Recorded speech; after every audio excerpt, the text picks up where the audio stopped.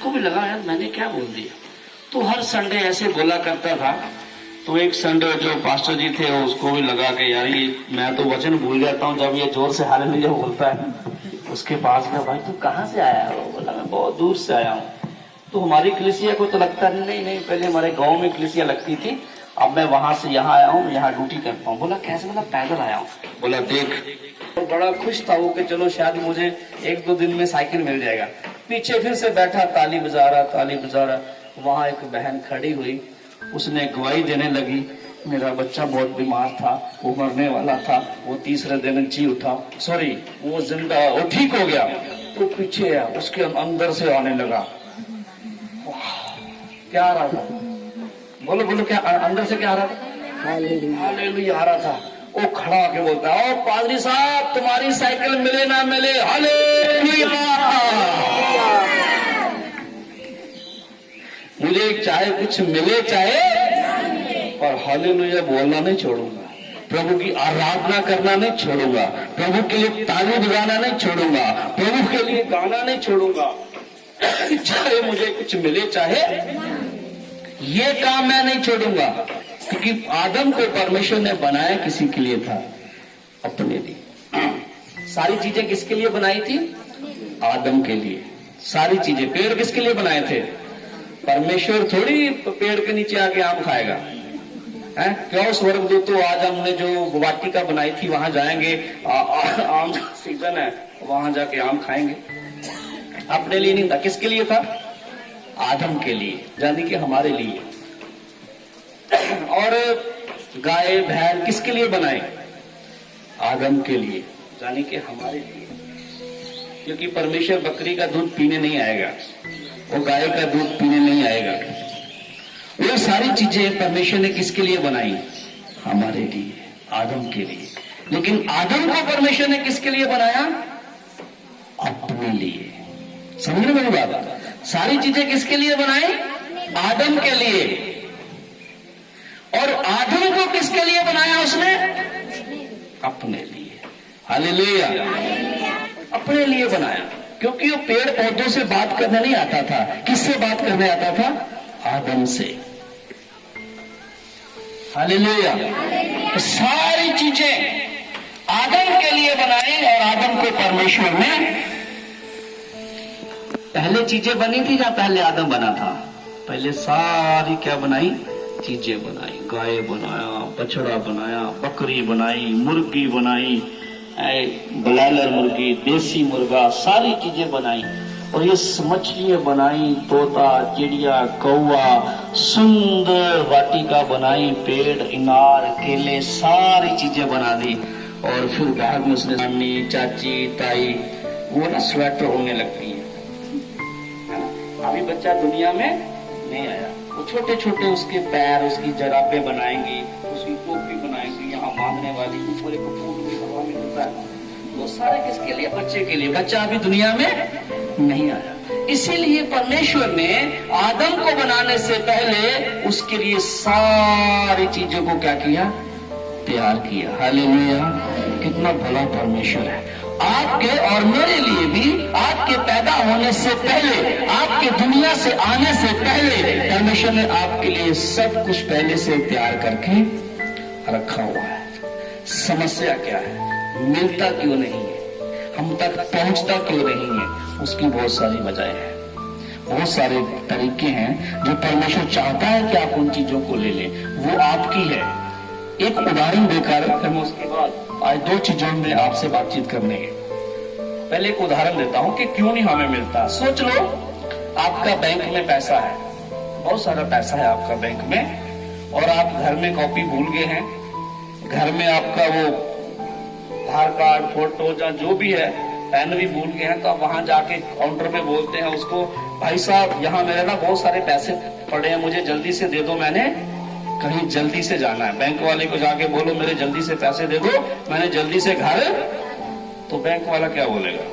नहीं, पहले फॉर्म भरो, साइन करो, फिर पीछे भी साइन करो, फिर लाइन पे लगो, टोकन लो, फिर आपका जो आपका बैंक अकाउंट नंबर है वो भी उसके ऊपर ठीक से लिखो, अगर 1 नंबर गलत होगा तो आपको पैसा नहीं मिलेगा। पूरा पूरा सिस्टम है। वो कहेगा क्यों जी, देखो मेरी फोटो देखो, मैं तो वही आदमी हूँ जो खाता खुलवा के गया था, मैं तो वही हूँ जिसने यहाँ पर पैसा जमा करवा के गया था, मेरा पैसा है, इतने मेरे पैसे लेने के लिए इतने लोचे क्यों, इतना ये सारा सिस्टम क्यों? अरे नहीं, यहाँ का सिस्टम है, ये आपका पैसा है, लेकिन आपको सिस्टम से आना पड़ेगा, फॉर्म भरना पड़ेगा, साइन करने पड़ेंगे, आपको अकाउंट नंबर लिखना पड़ेगा, फिर जाके आपको जो आपका पैसा मिलेगा। हालेलुया। इसी प्रकार से परमेश्वर कहता है स्वर्ग के अंदर आशीषें आपकी हैं, स्वर्ग के अंदर बरकतें आपकी हैं, जो कुछ स्वर्ग के अंदर है वो सब कुछ तुम्हारा है, जो कुछ पिता का है वो सब कुछ बच्चों का है। पर मिलेगा कैसे? सिस्टम है, तरीका है उसका, और बहुत सारे बाइबल में तरीके हैं। लेकिन आज जो मैंने बात कर दी, कल हम बात कर रहे थे बपटिज्म के ऊपर, कौन कौन बपटिज्म लेना चाहता था, एक सवाल था। लेकिन मैंने देखा हम अगर 100 के करीब, 150 के करीब अगर हम लोग थे, उसमें से मेरे ख्याल से 3 या 4-5 लोगों ने हाथ ऊपर किया था। हालेलुया। अगर मैं कहता किस किस को लड्डू चाहिए, तो कितने लोग हाथ खड़ा करते हैं? कई तो 2-2 करते, मुझे 2 चाहिए। तो फिर मैं कहता किस किस को बरकत चाहिए, आशीष चाहिए, सब लोग हाथ खड़ा करते। हालेलुया। लेकिन फिर से हम कहेंगे, दोबारा से बोलते किस किस को बपटिज्म चाहिए, तू तो काफी दिनों से आ रहा है, तू ले ले। हालेलुया। यीशु मसीह के नाम की। कहते हैं ठंडा पानी सारे पीना चाहते हैं, पर फ्रिज में बोतल भर के कोई नहीं रखना। फल खा सारे खाना चाहते हैं, पेड़ को पानी। हालेलुया। अच्छे बिस्तर पे सोना चाहते हैं, पर बेडशीट को, चादर को धोना। पंखे के आगे सब सोना चाहते हैं, पंखे को साफ करना कोई नहीं चाहता। चिकन सब खाना चाहते हैं, लेकिन गर्मी में बनाना तू बना। सब चाहिए, आशीषें सबको चाहिए, बरकतें सबको चाहिए। भाई आज्ञा तुम मानो परमेश्वर की, मैं तो अपनी मर्जी से चलूंगा, मैं तो अपने तरीके। प्रभु का वचन नहीं चाहिए, लेकिन प्रभु के पास जो कुछ है वो सारा कुछ ही। बूढ़े बाप का घर है, वो भी बच्चों को चाहिए। बूढ़े बाप का खेत है, वो भी बच्चों को। बूढ़े बाप का ट्रैक्टर है, वो भी बच्चों को। आपस में लड़ते चाहिए, लड़ते रहते हैं, हम ना इतना जमीन मेरे को कम मिला, इतना ये है, इतना वो है। अरे जब वो खांसी करता है, मुंह से वो लाल आती है, उसके सामने हम खाना नहीं अब खा सकते, उसको रात को बाथरूम में कौन लेके जाएगा? पर बूढ़े बाप का सब कुछ है, उसकी मुट्ठी भी है तो वो भी उतार लो भाई। अरे तूने अकेले ने कैसे लिया, इसको बेच के 4-5 भाइयों का पैसा बांटो। बूढ़े का सब कुछ चाहिए, बूढ़े बाप का, लेकिन बूढ़ा बाप किसी को नहीं चाहिए। परमेश्वर का सब कुछ चाहिए हमें, जो कुछ उसके पास है हमें चाहिए। लेकिन परमेश्वर क्यों? क्योंकि जब परमेश्वर आना चाहता है, यहाँ जहां पर परमेश्वर रहना चाहता है, जिस घर में परमेश्वर रहना चाहता है, उस घर के अंदर उसके कई सारी चीजें हैं, तरीके हैं। ये करो बेटा, फिर मैं तुम्हारे पास आता हूं। हालेलुया। यीशु मसीह क्या कहते हैं? मेरी बातें तुम में बनी रहे तो फिर मैं तुम में बना रहूंगा। मतलब मेरी वचन, मेरी बातों को मानोगे तो मैं तुम्हारे घर में, तुम्हारे परिवार में, तुम्हारी जिंदगियों में बना रहूंगा। मैं फिर वहीं पर हूं, मैं वहीं पर हूं। फिर अगर तुम मेरी बातों में नहीं बने रहोगे तो मैं फिर वहां पे। हालेलुया। तो फिर जो मेरी आशीषें हैं, जो मेरी बरकतें हैं, जब मैं वहां से जाऊंगा तो वो भी अपने साथ ही लेके। तो दूसरे घर वाले वचन में लिखा है, एक हम वचन पढ़ लेते हैं, प्रकाशित वाक्य उसका 3 अध्याय उसका 20 वचन। प्रकाशित वाक्य की किताब उसका 3 अध्याय उसका 20 वचन। द्वार पर खड़ा हुआ, हाँ, मैं खटखटाता हूँ। बिल्कुल। यदि कोई मेरे शब्द को सुनकर द्वार को खोलेगा तो मैं भीतर उसके साथ भोजन। यीशु मसीह क्या कहते हैं? मैं दीवार पर क्या करता हूं? आपने एक सीरियल आता था टीवी में पहले, CID, उसमें एक दया होता था, वो दरवाजे को क्या करता था, तोड़ देता था। लेकिन यीशु मसीह क्या कहते हैं, मैं दरवाजे पे क्या करता हूँ, हालेलुया। वाओ, इसका मतलब है खटखटाने का मतलब क्या होता है कि कोई है, कोई मेरी आवाज को सुन रहा है, क्योंकि मैं अंदर आना चाहता हूँ। कोई है इस घर में, मैं द्वार पर खटखटाता हूँ, मैं जिंदगी में आना चाहता हूँ, लेकिन जबरदस्ती नहीं आऊंगा, मैं जबरदस्ती। यदि कोई लिखा हुआ है, यदि कोई अपने द्वार को खोलेगा तो मैं फिर उसके अंदर आऊंगा। प्रकाशित वाक्य 3:20, बाइबल की आखिरी किताब है ये। फिर मैं आऊंगा, जब तक नहीं खोलोगे तब तक मैं नहीं आऊंगा। द्वार खोलने का मतलब क्या है, जब अपना हृदय खोलेंगे तब यीशु मसीह हमारे भीतर आएंगे। मैंने कहा लड्डू सबको चाहिए, आशीष सबको चाहिए, बरकतें सबको चाहिए, लेकिन बपतिस्म, प्रभु के पीछे चलना, प्रभु का क्रूस उठाना, ये किसी को नहीं चाहिए। हालेलुया।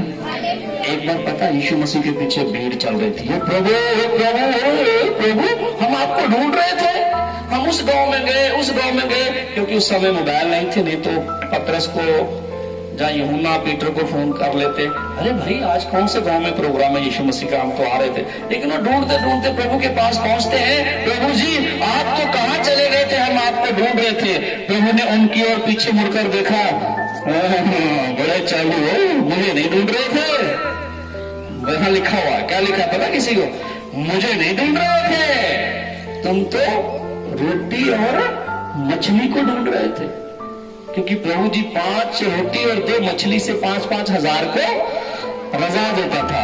तो बीच में कई ऐसे भी थे जो सच में उसी काम के लिए थे, और नहीं ऐसा नहीं है, वैसे तो मिल जाएगी तो खा लेंगे, और ऐसा नहीं है कि हम उसके पीछे आए थे, हम तो आपको ढूंढ रहे थे।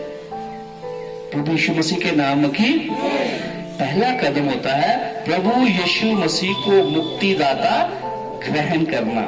ये पहला है, प्रभु को अपने हृदय में बुला लेना, प्रभु को अपनी जिंदगी में बुला लेना। ये पहला कदम है मसीही जीवन में प्रवेश करने का। पहला कदम प्रभु पे क्या करना, विश्वास करना। पहला कदम है प्रभु पे विश्वास करना। दूसरा कदम, जब हम विश्वास कर लेते हैं तो बपतिस्म लेना। 8 प्रेरितों के काम, उसका 8 अध्याय, उसका 35 वचन से ये पूरी स्टोरी है। खोजे की वो किताब पढ़ रहा था, उसे समझ में नहीं आ रहा था इस ग्रंथ में क्या लिखा है। फिलिप्पुस भाग के उसके पास जाता है, क्या जो तू पढ़ रहा है उसे समझता भी है? जो बाइबल आपने अपने हाथ में रखी है, जो बाइबल आप यहां लेके बैठे हैं, क्या आप उसे समझते भी हैं? आप इसे घर में पढ़ते हैं, क्या इसे समझते हैं? अगर नहीं समझते तो सुन लो। वो कहता है मैं तुम्हें समझाता हूं। खोजा कहता है जल्दी से आओ, आप मुझे समझाइए। तब उसने उसको यीशु मसीह की स्टोरी, सलीब पे मरना और उसका तीसरे दिन जी उठना और दोबारा वापस आना, सारा कुछ उसे सिखाया। उसको समझ में आ गया, उसे बताया गया कि अगर तू भी यीशु के पीछे चलना चाहता है, तू भी अगर प्रभु के पीछे चलना चाहता है, तुझे भी बपतिस्म लेना होगा, तुझे भी अपना क्रूस उठाना होगा। तू भी अगर एक दिन स्वर्ग में जाना चाहता है, तुझे भी धरती पे रह करके मसीह यीशु के लिए हो सकता है दुख उठाने हो। तो उसने तैयार हो गया। हालेलुया। वो तैयार हो गया। रथ पे जा रहे थे, रास्ते में जा रहे थे तो अचानक से साइड में क्या देखा उन्होंने, पानी देखा। वो जा रहे थे, टिक टिक तो ठहरो ठहरो ठहरो, यहाँ पानी है पानी है पानी है। और रथ को रोकने वाले जो रथ चला रहा था उसको कह रहे ठहर रहे भाई, रथ रोको। उन्होंने रथ को रोका। उसने प्रभु के दास से फिलिप्पुस से कहा, यहाँ पानी भी है और मैं भी हूं, बता अब कोई मुझे बपतिस्म लेने से कोई रोक सकता है? तो उसने बोला हाँ, वो रोक तो सकता है। कौन? यदि तू पूरे मन से विश्वास करता है तो तू बपतिस्म ले सकता है। एक चीज रुक सकती है, यदि तू पूरे मन से यीशु मसीह पे विश्वास नहीं करता तो बपतिस्म नहीं ले सकता। हालेलुया। हालेलुया। इसका मतलब क्या है? आपका विश्वास अभी भी क्या है? अधूरा है। कौन बपतिस्म ले सकता है? जोर से बोलेंगे जिन्होंने सुन लिया है। जो पूरे मन से क्या करता है? सब बोलो, जो पूरे मन से क्या करता है? जो पूरे मन से क्या करता है? तो कितने लोग विश्वास करते हैं? चलो सबको पानी में लेके चलते हैं। सबने हाथ खड़े किए। हालेलुया। यीशु मसीह के नाम की। आज कम से कम यहां लोग 10 से 15 लोग बपतिस्म लेंगे। मैं नहीं कह रहा, खुदा यहां से खड़े करेगा लोग। प्रभु आपसे बात करेगा। ये जो वचन है ना, ये थोड़ा है। क्या है ये? थोड़ा है। यहां टेंट भाई गाड़ते हैं, उनको पता है टेंट गाड़ने वालों का जो थोड़ा कितना बड़ा होता है। जब वो किल्ला ठोड़ा ठो ठो हालेलुया। फिर वचन के बारे में बहुत कुछ है, थोड़े की तरह काम करता है। आज जो पत्थर दिल है वो टूटेंगे यीशु मसीह के नाम से। हालेलुया। कितने लोग सोचते हैं कि पत्थर दिल टूटेंगे हथौड़े से? कितने लोग विश्वास करते हैं? यीशु मसीह के नाम की। हालेलुया। आज बहुत सारी बातें आपसे करनी। कोई बात नहीं, गर्मी मुझे भी लग रही है आपसे ज्यादा। कल चले जाना दोपहर के बाद, शाम को ट्रेन है। कल एतवार की बंदगी टेंड करके। हालेलुया। चलिए हम बात करते हैं। एक बार ना एक छोटा सा बच्चा था, समझते? छोटा बच्चा जैसे भाई नलेश का बेटा है। छोटा बच्चा था तो हमेशा अपने पापा के साथ रहता था। पापा के साथ नहीं, सॉरी, मम्मी के साथ रहता था। मम्मी जहां मम्मी जैसे वो अपनी दादी के साथ रहता ना, वो बकरी चराने जाता था। दादी की साड़ी पकड़ के मैंने बकरी चराने है, वो तो भी दादी के साथ जाएगा। तो वैसे ही लाइट आ गई क्या? एक तारीफ बजाएंगे यीशु मसीह के लिए। रहने दो, मैं तो देखा ना, वो भी तो बिना पंखे की है। रहने दो, चल छोड़ दो। मैंने उनको बोला ना, मैं भी गर्मी में, आप भी गर्मी में, कोई बात नहीं। मैं भी दाल खाऊं, तुम भी दाल खाओ। हालेलुया। कोई बात नहीं, रहने दो। इधर ध्यान दीजिए। एक छोटा सा बच्चा था तो दादी के सॉरी मम्मी के साथ साथ रहता था। उसकी मम्मी जो होती थी वो एक बड़ी स्टेजों पे गाने गुने गाया करती थी। बड़ी, बस ध्यान से सुनो, सिंगर थी। तो एक दिन क्या हुआ कि वो अपने पापा के साथ रात को रह गया, क्योंकि ज्यादातर अपनी मम्मी के साथ रहता था। तो एक दिन वो जब भी उसको बाथरूम जाना था बच्चे को, तो बच्चा बोलता था मम्मी मुझे बाथरूम जाना है। तो सबके सामने वो बोल देता था। तो जो उसकी माँ थी उसको बड़ा गुस्सा आता था, कहती ये सबके सामने बाथरूम मत बोला कर, फिर तुझे ना अच्छा लगता। तू ऐसे जब तुझे बाथरूम जाना ना तो बोला कर मम्मी मुझे गाना गाना है। क्या करना है? गाना गाना है। तो बोले कि वाह, ये भी सिंगर, इसका बेटा भी सिंगर है यार, कमाल है यार, खानदान सिंगरों का है। तो जब भी उसको कभी बाथरूम आता था तो मम्मी को बोलता था मम्मी मुझे गाना गाना है। तो मम्मी उसकी समझ आती थी। एक दिन रात को बेचारा अपने पापा के साथ सो रहा। हालेलुया। पापा के साथ सो रहा। आधी रात हुई, सर्दी का महीना। बोलता पापा मुझे गाना गाना है। वो कहता चुप चुप चुप चुप, पड़ोसी सो रहे तो सो जा आराम से, कोई गाना गुना नहीं। फिर सो गया। थोड़ी देर के बाद फिर पापा मुश्किल है, मुझे गाना गाना है। बोला नहीं गा सकता तू। लास्ट उसका पापा बोलता ठीक है बेटा, क्योंकि उसको पता नहीं था इसका गाने का मतलब क्या है। कहता देख मैं सो रहा हूं, तू धीरे धीरे मेरे कान में गा ले।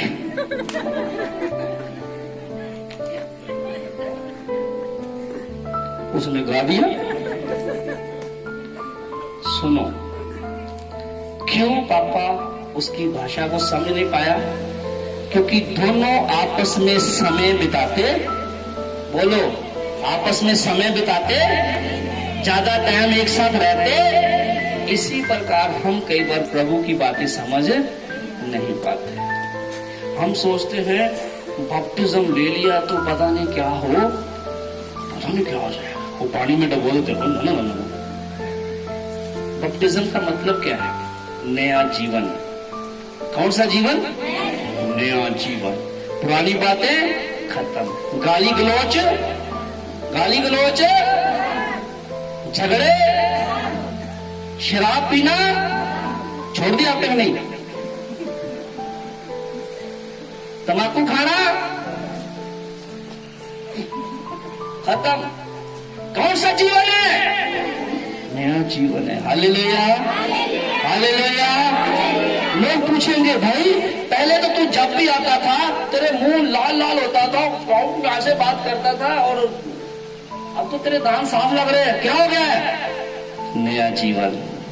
पहले गाली देते थे, अब नहीं देते, क्या पा लिया है? नहीं पाते। उसे कहते हैं बपटिज्म, बपतिस्मा। अगर हम नहीं लेते इसका मतलब हम अभी भी वही जीना चाहते हैं। इसका मतलब है हम सुनते रहते हैं पर हमारे पे असर नहीं होता। आप मत सोचना, मैं भी आपको नहीं बोल रहा, क्योंकि मैं उदाहरण दे दे के आपको इसीलिए सिखाता हूं। आप हंस भी लेते हैं और समझ भी। सुअर देखा? कितने लोगों ने सुअर देखा? वाह, सबने देखा।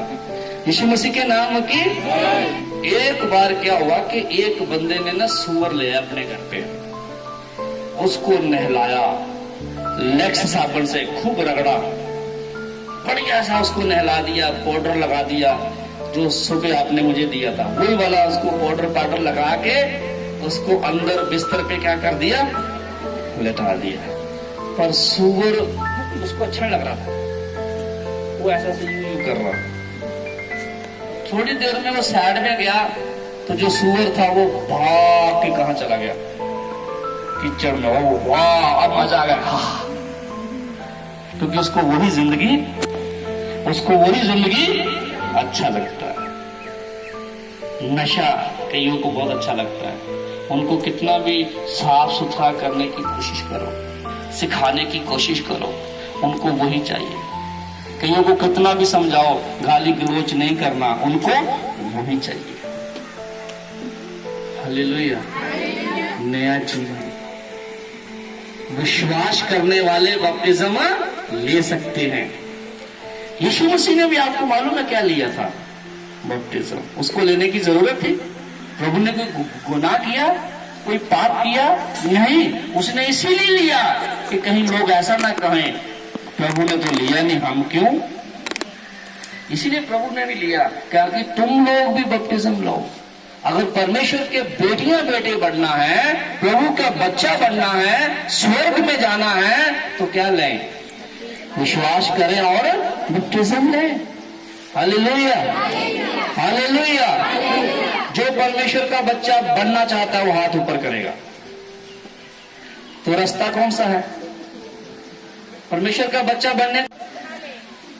वचन में वही लिखा है, जो विश्वास करेगा और बपतिस्म लेगा उसी का क्या होगा? मरकुस की किताब 16 अध्याय, मेरे ख्याल से 14 से पढ़ लीजिए। जिसको मिल गया जल्दी से पढ़ लो। मरकुस 16:14 से।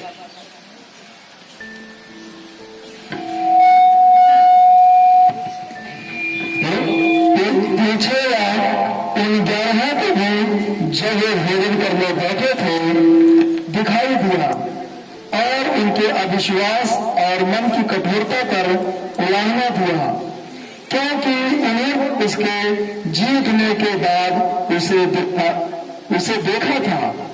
उन्होंने उनकी प्रतीति न की थी, और उसने उनसे कहा, तुम सारे जगत में जाकर सारी सृष्टि के लोगों को शुभ समाचार प्रचार करो।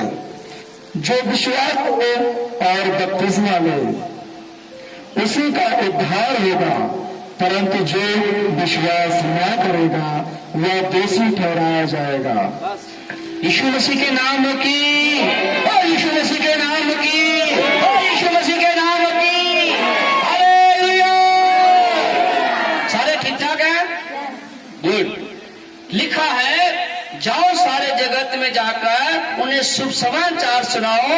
जो सुन करके विश्वास करेगा और बपतिस्म लेगा उसी का क्या होगा? मतलब दूसरे का उद्धार होगा। जो पड़ोसी बैठा है वो विश्वास नहीं करेगा, वो बपतिस्म नहीं लेगा, तो उसका उद्धार, वो स्वर्ग में जा। अगली लाइन में लिखा है जो विश्वास ना करे वो क्या ठहरा जाएगा? दोषी। यीशु मसीह के नाम की वो क्या ठहरा जाएगा? तो दोषी की जगह फिर कहां पर है? नरक में। और नरक कैसा है? यहां की तो गर्मी कुछ भी नहीं, ना वहां जीने में ना वहां मरने में। यहां तो इस गर्मी से तो आपको थोड़ी देर में, आधे पौने घंटे में छुटकारा मिल जाएगा। आप अपने अपने घर जाके पंखे के आगे बैठ जाओगे, नहा धोगे, कूलर चला लोगे। लेकिन एक बार नरक में चले गए तो वहां से बाहर निकलना निकल नहीं सकते। यहां तो अगर थाने में भी चले जाते हो, गांव का सरपंच जाता है, प्रधान जाता है, 4 पैसे दे के छूट के आ जाते हो। लेकिन जब परमेश्वर ने अपनी सजा सुनाई तो दुनिया की कोई ताकत तुम्हें वहां से निकाल नहीं सकती, वहां से बचा नहीं सकती। हालेलुया। इसीलिए अगर वहां से बचना है तो 2 काम करने हैं। क्या? विश्वास करें और हालेलुया, और स्वर्ग के अधिकारी हो जाए, परमेश्वर के बेटियां और बेटे बन जाएं और उद्धार मुक्ति पाए। प्रभु ने वही पाया, प्रभु ने वही किया। हालेलुया। प्रभु ने बपतिस्म लेने के बाद पता फिर क्या किया था? किसी को पता है? मत्ती 4 अध्याय में प्रभु ने बपतिस्म लिया, उसके बाद क्या किया था? 40 दिन के क्या रखे थे? उपवास, फास्टिंग। यीशु मसीह के नाम की प्रभु ने कहा मैंने बपतिस्म लिया, तुम भी लो, मैं फास्टिंग रखता हूं, इसलिए तुम भी। प्रभु ने कितने दिन का रखे थे? 40 दिन का। हमें तो कम से कम बोला कि 2-3 दिन का तो रख लिया करो, नहीं तो 1 ही दिन का रखो। प्रभु ने 40 दिन और 40 रात ना कुछ खाया ना कुछ। ये नमूना था हमारे लिए। मैंने भी 21 दिन तक रखे, इससे आगे नहीं रखाया। और जब 21 दिन तक उपवास रखे, डे नाइट, ना कभी कुछ खाया ना कभी कुछ पिया, मालूम है शरीर तो बहुत कमजोर हो जाता है, लेकिन अंदर से आदमी प्रभु में इतना स्ट्रांग होता है। 21 दिन तक रोटी नहीं खानी, पानी नहीं पीना, चाय नहीं पीनी, कुछ नहीं लेना। यीशु मसीह ने वही किया। तो जब यीशु मसीह 40 दिन के उपवास उनके पूरे हुए, उन्हें भूख लगी, तब उनके पास कौन आया? शैतान आया। क्योंकि यीशु मसीह ने बपतिस्म भी ले लिया और उपवास भी रख लिए, फिर शैतान आया उनकी क्या लेने? परीक्षाएं लेने। बोला तुम्हें भूख लगी है, 40 दिन हो गए तुम्हें खाना खाए को, यदि तू परमेश्वर का पुत्र है तो सामने जो तेरे रोटियां पड़ी हैं, सॉरी पत्थर पड़े हैं, इन पत्थरों को बोल रोटी बन जाए, तो तू खा के तृप्त हो जा। परमेश्वर यीशु मसीह ने उसकी ओर देख करके बोला नहीं, मनुष्य केवल रोटी से जीवित, वो परमेश्वर के वचन से जीवित रहता है। शैतान फिर उसे एक बड़ी ऊंचाई पे ले गया, बोला यहां से अपने आप को गिरा दे। लिखा है बाइबल में कि स्वर्गदूत तुझे हाथों हाथ उठा लेंगे, तुझे चोट। प्रभु यीशु मसीह ने उसे कहा यह भी लिखा है तो अपने परम पिता परमेश्वर की परीक्षा। फिर शैतान उसे सारा धन दौलत दिखाने लगा, ये मैं सब तुझे दे दूंगा, सिर्फ एक बार मुझे क्या कर, दंडवत कर ले, प्रणाम कर। उसने कहा चला जा यहां से। और ये भी लिखा है तू अपने परम पिता परमेश्वर को छोड़ किसी और को दंडवत नहीं करूंगा। वो 40 दिन के उपवास, वो उनका फास्टिंग, पहली जय प्रभु यीशु मसीह ने शैतान के ऊपर पाई। फास्टिंग के साथ 40 दिन के उपवास के बाद उन्होंने सेवकाई को शुरू किया। फिर उसके बाद हम सबको पता है प्रभु यीशु के द्वारा मुर्दे जिंदा होते थे, लंगड़े चलते थे, कोढ़ी शुद्ध होते थे, अंधे ठीक होते थे, दुष्ट आत्माएं भागती थी। ये सारे काम यीशु मसीह के द्वारा होने लगे। हालेलुया। कितने लोग स्वर्ग में जाना चाहते हैं? फिर से हम अपना हाथ बताएंगे। परमेश्वर स्वर्ग, अपना हाथ खड़ा करेंगे, जोर से ऊपर करो। जो लोग स्वर्ग में जाना चाहते हैं, 8-10 रह गए हैं, वो फिर कहां जाना चाहते हैं? एक ही जगह है, 2 जगह है, कि नरक है एक। तो जिन्होंने हाथ ऊपर नहीं किए तो मतलब वो कहां जाना चाहते हैं? आज आपकी टिकट कटाएं, सीधी ट्रेन जाती है, रास्ते में कोई स्टॉपेज नहीं है। हालेलुया। स्वर्ग में जाने के लिए तो फिर भी कठिनाइयों में से होके जाना पड़ता है। कई बार पड़ोसी बोलते हैं, कई बार दूसरा कोई बोलता है, कई बार कई चीजें बोलते हैं, तू बड़ा चर्च वाला आ गया, तू बड़ा प्रभु वाला आ गया, कई कुछ बोलते हैं। ये बहुत सारी कठिनाइयों में से होकर के हम स्वर्ग में प्रवेश करेंगे। लेकिन नर्क का तो कोई स्टॉपेज नहीं है, वो तो सीधा आपको ले जाएगा। स्वर्ग में जाना है तो लिखा है जो विश्वास करे और बपतिस्म ले, उसी का क्या होगा? उद्धार होगा। उपवास जब हम रखते हैं, कई तरह के लोग उपवास रखते हैं।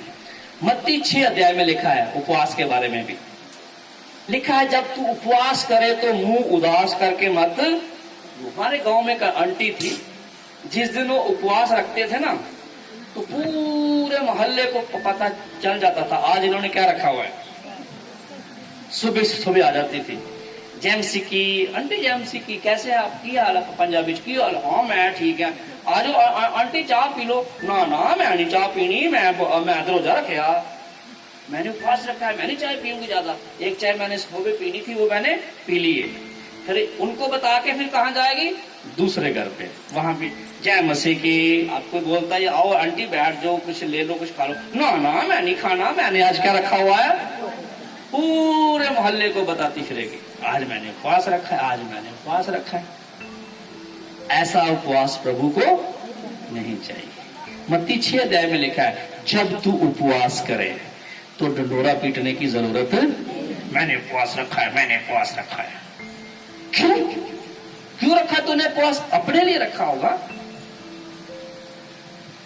नहीं, जब तू उपवास करे, गुप्त में रख, खुश रहे, दिखावा मत कर, अपने पिता के आगे घुटनों में बैठ के प्रार्थना कर। वो तुझे गुप्त में देखता है और उसका प्रतिफल वो तुझे देगा। हालेलुया। वो उसका प्रतिफल तुझे देगा, उसका प्रतिफल तुझे देगा। अगर तू सबको बोलता है, कई लोग फोन करके बोलते हैं, पास्टर जी प्रार्थना करना, आज मैंने क्या रखा है। कल भी एक नया भाई था हमारे चर्च में आता, उसका फोन आया, कहता पास्टर जी मैंने उपवास रखना है, उसके रूल बताओ।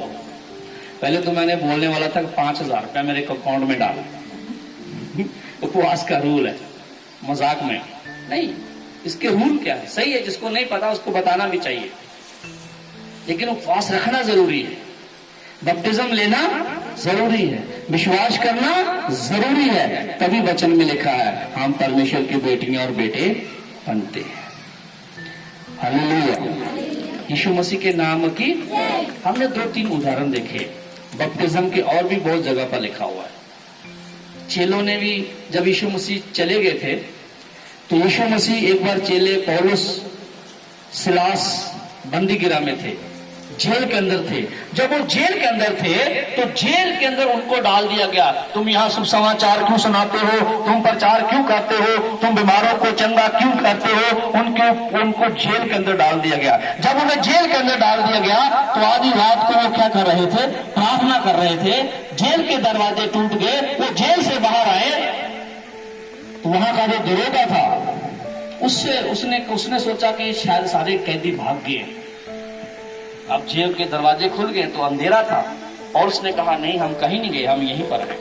वो उन्हें अपने घर लेके गया, उनके जख्म धोए, उनके पैर धोए, तब उन्होंने उसे यीशु मसीह का शुभ समाचार सुनाया, और उसी रात उसी समय उसने क्या ले लिया था? बपतिस्म। रात को ही कहता मुझे अभी दे दो, सुबह पता नहीं होएगी जहां, मुझे अभी चाहिए। ये जो खोजा था इसने भी कहा मुझे अभी चाहिए। जब मैंने बपतिस्म लिया मैं 13 साल की उम्र का था। 13 साल का कोई यहाँ बच्चा है मालूम नहीं? 13 साल की उम्र थी जब मैंने बपटिज्म लिया। मैंने रो रो के बपटिज्म लिया। मेरे बेटे ने बपटिज्म लिया जब वो 11 साल का था, रो रो के। मेरी बेटी ने बपटिज्म लिया 10 साल की थी जब उसने रो रो के बपटिज्म लिया। अगर आज मुझे कुछ हो गया तो मैं क्या करूंगी? अगर आज मेरी मौत हो जाती है तो मैं कहां जाऊंगी?